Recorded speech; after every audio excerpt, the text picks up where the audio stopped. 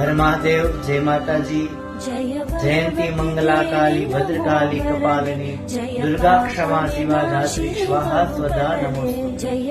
માના ત્રીજા નોરતે માં ચંદ્રઘંટાની પૂજા કરવામાં આવે છે। ચંદ્રઘંટા એટલે કે અર્ધચંદ્રાકાર ઘંટા સ્વરૂપે જે માતાના મસ્તક ઉપર બિરાજમાન છે।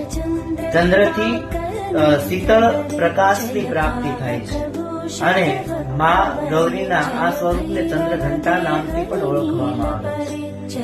માતાના ગળાની અંદર સફેદ પુષ્પની માળા, વાઘની અસવારી અને 10 ભુજાઓ ધારી છે। એક ભુજાની અંદર માળા અને એક ભુજાની અંદર કમળ છે।